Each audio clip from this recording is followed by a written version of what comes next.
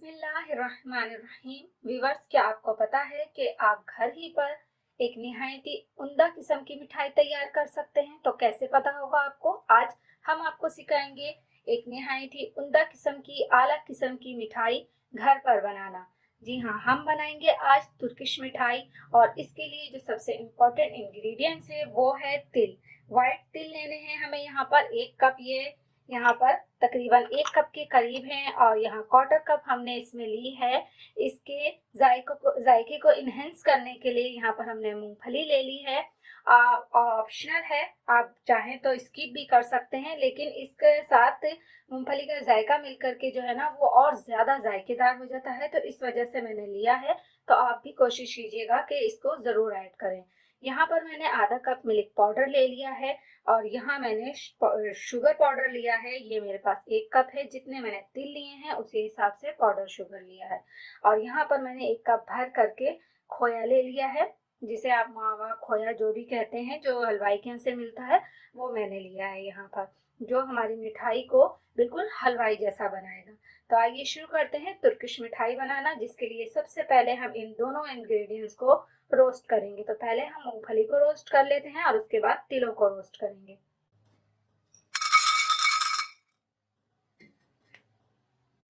यहाँ इसे बिल्कुल धीमी आंच पर 3 से 4 मिनट रोस्ट करना है, तेज आंच पे नहीं करना है। इनका कलर चेंज नहीं होना चाहिए, लेकिन इसमें से अच्छी सी खुशबू आ जानी चाहिए ताकि ये थोड़ी थोड़ी सी क्रिस्पी हो जाए।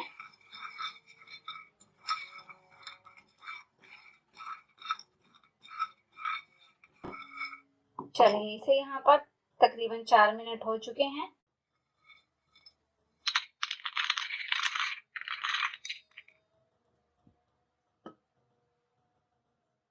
अब हम यहाँ पर तिलों को रोस्ट कर लेंगे। याद रखिए कि आंच बिल्कुल तेज नहीं होनी चाहिए, वरना तिल जो है वो जल भी सकते हैं आपके। तिल हमेशा जो है ना वो स्लो आंच पर ही रोस्ट करते हैं और इसे इसी तरीके से हम चलाते रहेंगे। जैसे ही इसमें से हल्की सी तिल जो है वो चटकने की आवाज आएगी चुट चुट करके, तो बस समझ लीजिएगा कि आपके जो तिल हैं वो रोस्ट हो चुके हैं।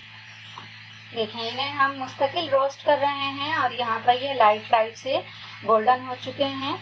तो इसे 6-7 मिनट हो गए हैं हमें बिल्कुल स्लो आंच पर भूनते हुए। तो अब हम इन्हें भी निकाल लेते हैं।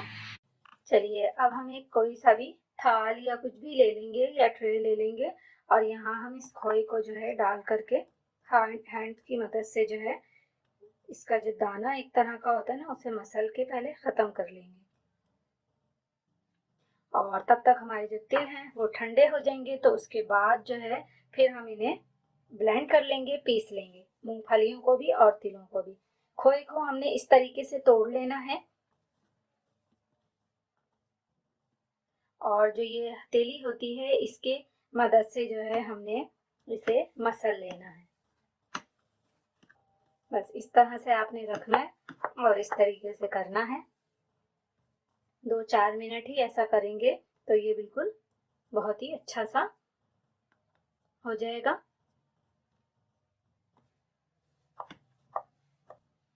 चलिए, अब हम इसे साइड पर कर देंगे और मिक्सी ले लेंगे, यानी ये जग ले लेंगे ब्लेंडर का, और उसमें सबसे पहले हम मूंगफलियों को कर लेते हैं ब्लेंड।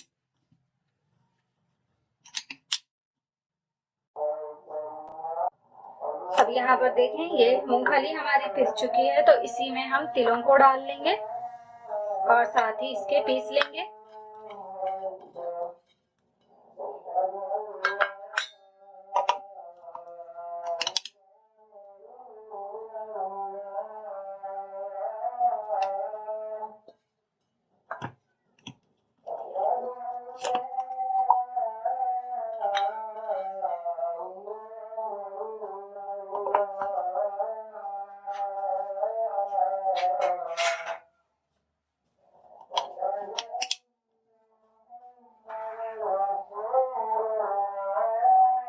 चलिए, अब हम इसमें तकरीबन 4 टेबलस्पून ऑयल ऐड करेंगे और इसे ब्लेंड कर लेंगे दोबारा से ऑयल के साथ में।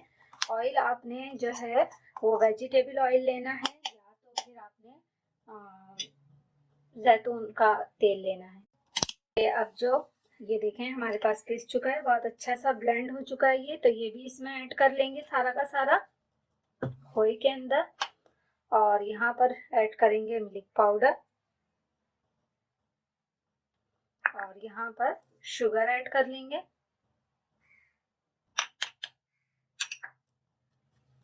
और अब हैंड की मदद से इन तमाम चीज़ों को मिक्स कर लेंगे और इसे अच्छे तरीके से हाथों की मदद से आपने मिक्स करना है। अब हम कोई भी एक बॉक्स ले लेंगे या कोई एक बॉल ले लेंगे जो चकोर शेप का हो या इस तरह से हो, कोई भी ले लेंगे और इसके अंदर हम इसे सेट कर देंगे अच्छे तरीके से। और सेट करने के बाद इसे तकरीबन 1 घंटे के लिए हम फ्रिज में रख देंगे। ये देखें मैं इसको पूरा नहीं कर रही हूँ, मैं इतना ही रखूंगी इसे, क्योंकि ज़्यादा पतली पतली सी डलियां भी अच्छी नहीं लगेंगी। और इसे अच्छे से प्लेन कर देंगे हम और इस पे हम थोड़ा सा पिस्ता गार्निश कर देंगे और इसे हम कवर करके फ्रिज में रख देंगे। तो लीजिए व्यूअर्स, हमारी तुर्किश मिठाई बनके बिल्कुल रेडी है। इंशाल्लाह आपको पसंद आएगी, ज़रूर ट्राई कीजिएगा। बहुत ही यमी, बहुत ही टेस्टी होती है। ना सिर्फ मज़ेदार होती है बल्कि हेल्थफुल भी होती है, क्योंकि हम इसके अंदर मूंगफली का और तिल का इस्तेमाल कर रहे हैं, क्योंकि तिल जो है बहुत ही ज़्यादा बेनिफिट होते हैं हमारी सेहत के लिए। तो इसे आप ज़रूर ट्राई कीजिएगा। सर्दियाँ आने वाली हैं, सर्दियों में बना के रखिएगा, अपने बच्चों को खिलाइएगा और घर वालों को खिलाइएगा। इंशाल्लाह उन्हें बहुत पसंद आएगी और ये वाकई में बहुत मज़ेदार होती है। तो आप इसे ज़रूर ट्राई कीजिएगा। वीडियो अच्छी लगे तो लाइक कीजिएगा और जो फर्स्ट टाइम मेरा चैनल देख रहे हैं मेरे चैनल को सब्सक्राइब कर दीजिएगा। बेल आइकन के बटन को लाजमी क्लिक कर दीजिएगा, जिससे मेरी आने वाली न्यू वीडियो आपको सबसे पहले देखने को मिलेगी।